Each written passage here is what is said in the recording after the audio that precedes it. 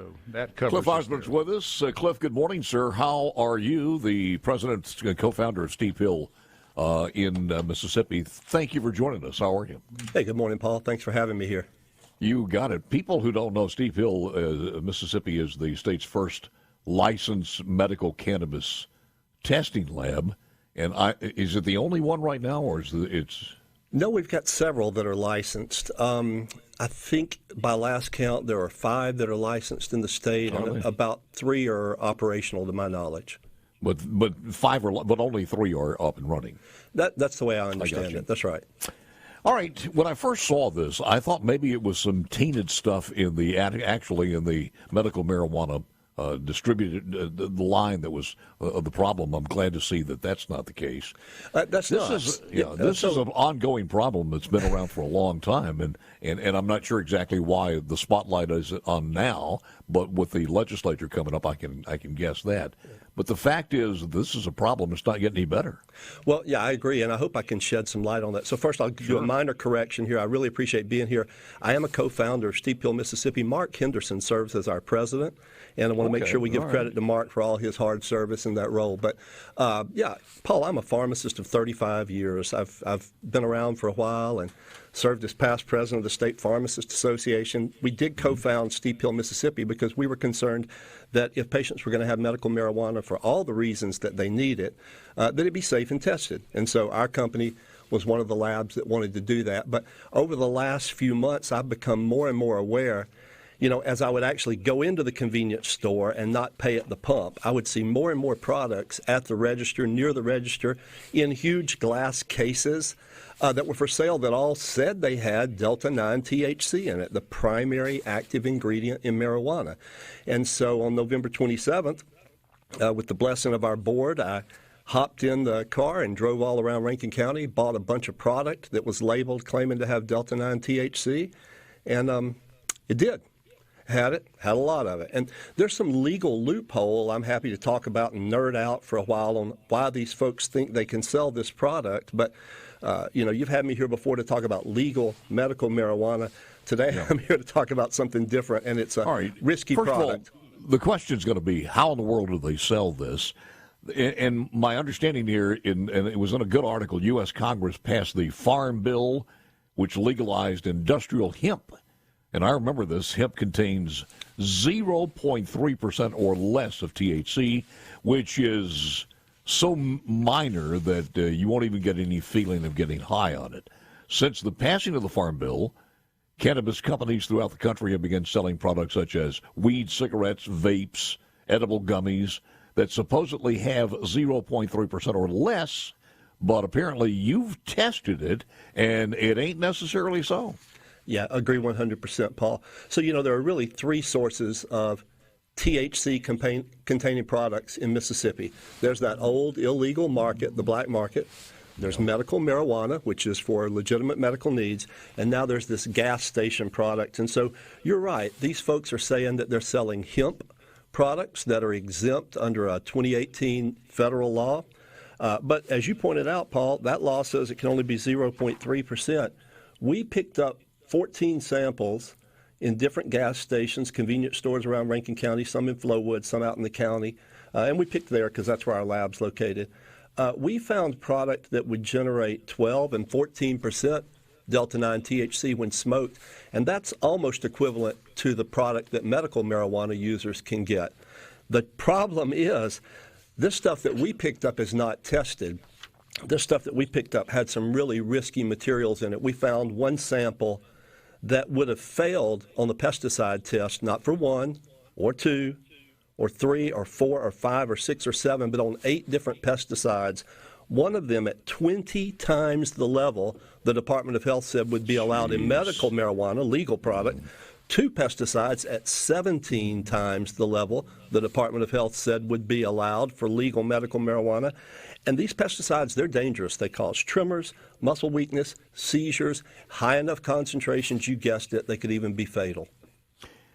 We're talking about, and being a guy who does a lot of farming, did farming and everything else, and works in the yard, I know these things like malathion, diazinon, and you read the labels of these things.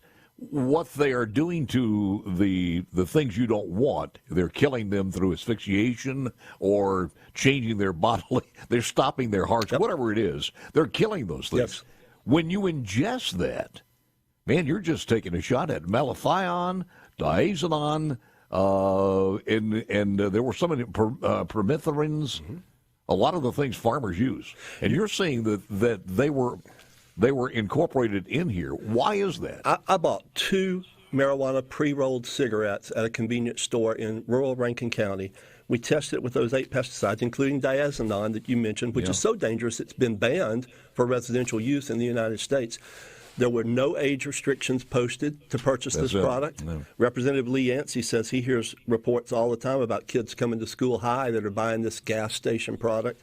I don't know how these folks can sell this product in good conscience unless they've been told by their suppliers it's exempt through the Farm Bill and that it's safe and tested. But our studies, using the same techniques we use under the Department of Health for legal product, our studies show that's just not the case. Is it chain or individual mom and pop stores for the most part, or where does this work out? And the other question I have here, and I'm not sure you can answer this, but was it 1 or 2 different labels that were the greatest offenders of this, or was it just kind of scattered across the board? Every pre-rolled product we bought, you and I are old enough to have called them joints. Younger people call them blunts, but we all know what we're talking about, pre-rolled marijuana cigarettes. Every one of them tested at 3 to 40 times the legal limit of THC, being 0.3%. Every brand was an offender, and we provided this document that we gave in our press conference yesterday to media outlets. We took off the names of the retail outlets, their addresses, and the brand names of the product, because in no way do we want to encourage anybody to go out and seek this product until we know more about what's going on. What's the physical results of this when you get more than you should? When it goes from 0.3 to 30 or 40 times that much, what's physically happens to your body? 0.3%, I don't think, would generate a buzz, but that 12 and 14% that we saw could seriously impair people. And we're talking about people that might think they've bought some low-potency legal product, or loophole product would be a better way to describe it, and might get into a condition where they couldn't safely drive or make decisions. I think there's some significant risk there. Especially if you pick up a couple of energy drinks with it. Well, you know, as a pharmacist, I'd say when you start mixing stimulants and sedatives, you're asking for trouble. Absolutely. Other states, are other states not concerned with this one? I mean, we've been doing this for a long time. Yeah, I don't know what other states are doing. I think, you know, as a testing lab, all we could do when we found these results was raise the issue, share it with the public, share it with legislature, share it with other authorities, and trust that they will take some action to deal with this issue. I certainly wouldn't want my children or grandchildren buying this questionable product and using it. All right, a couple of questions when we come back. Oh, I thought we had a break there. I'm sorry. Were those results turned over to law enforcement before you had the press conference? Did you talk to them? They were not, but we would be happy to cooperate with law enforcement if they ask us to do that. What's the suggestion, or did you guys put forth some type of recommendation to solve the situation? We didn't. We held a press conference yesterday. And Senator Yancey. Yeah, Senator Yancey said that he intends to introduce a bill in January that would address this, and he doesn't have the final verbiage yet, but he's looking at several different ways to address this problem. All right. More with Cliff when we come back in just a moment. If you have any questions on this one, send them to us at 601-879-4395, the C-Spire text line, 601-879-4395. We also need some people watching these convenience stores. Has he tested vape and gummy Delta-9 products? Bubba in Starkville wants to know.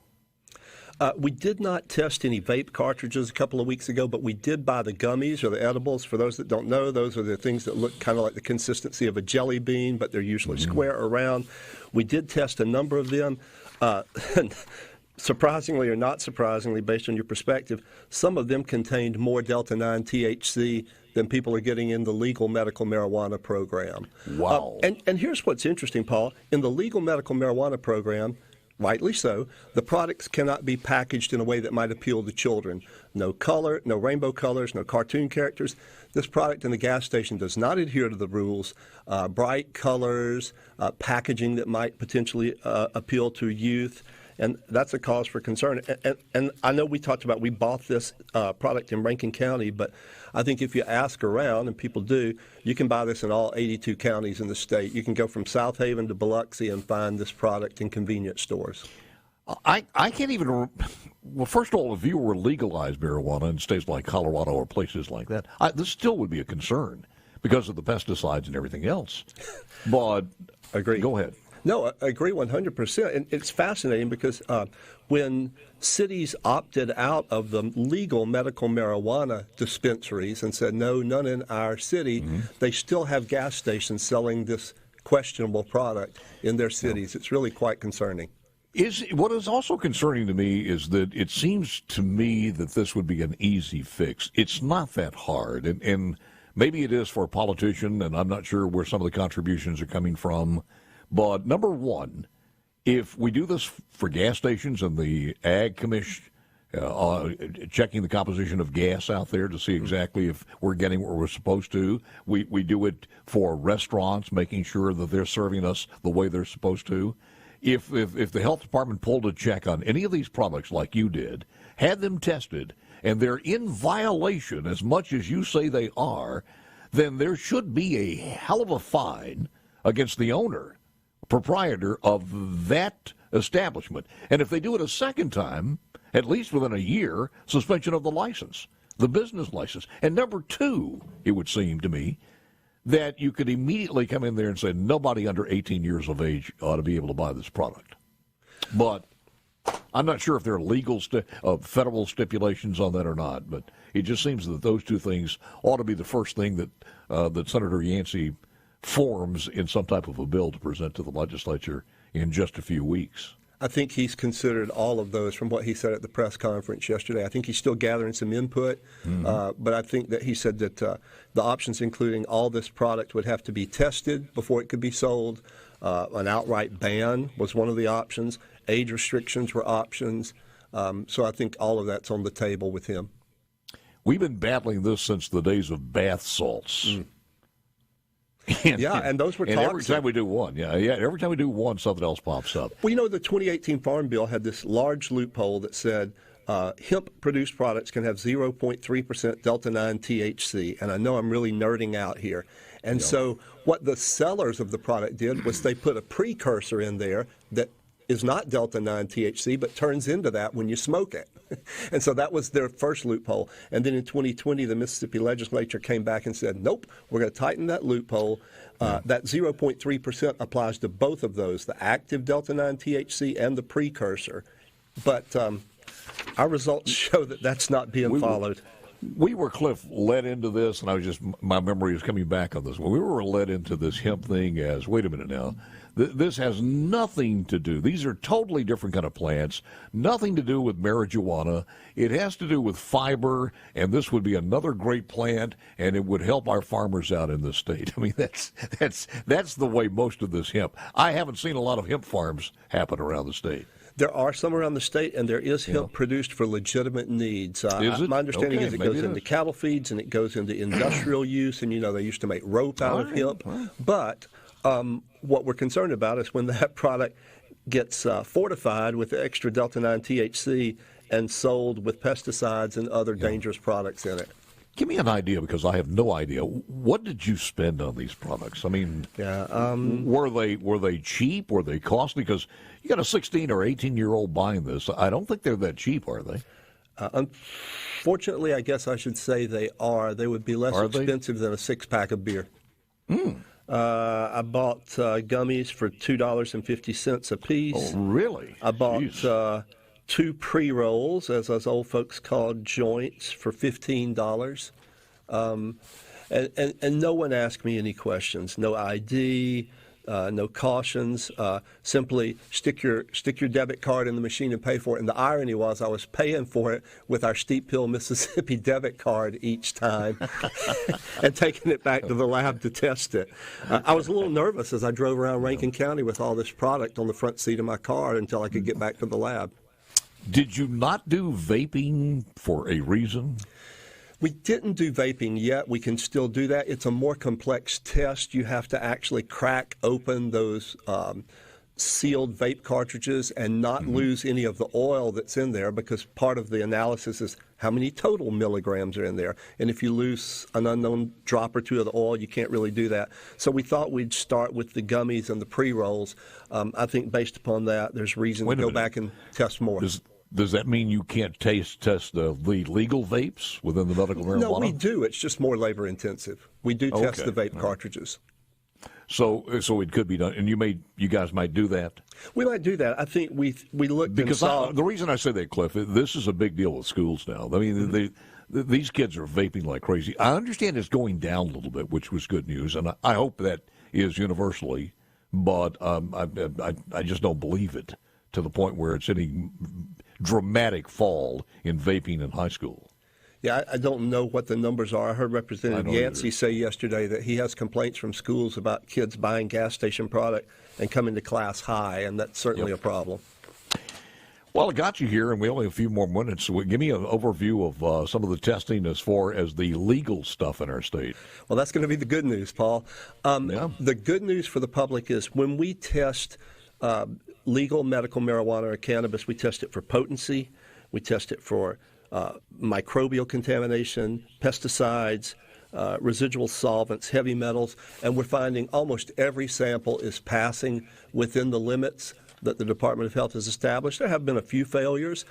We have to notify the cultivator or the processor when that occurs, and in some cases the Department of Health gives them a way to remediate that and fix that, and in some cases a batch would have to be destroyed. I saw a picture of this. This is not a small entity. The new state-of-the-art medical marijuana facility is officially opened in Canton. Have you seen it? I have. I've toured that facility a couple of times. They did a really great job of 70,000 square foot building. I mean, that's indoor cultivation, company producing high-quality, consistent medicinal products. Mayor Truly said, well, he cut the ribbon on it yesterday. It's called Southern Sky Brands. Your evaluation of it? I've toured that facility. I've toured most of the large cultivation facilities in the state, and they've done an amazing job. This is state-of-the-art product cultivation. It looks, I'm a pharmacist, and it looks very similar to some of the pharmaceutical manufacturing plants that you would see around the country in terms of technology. Think we need to get PBMs involved in this?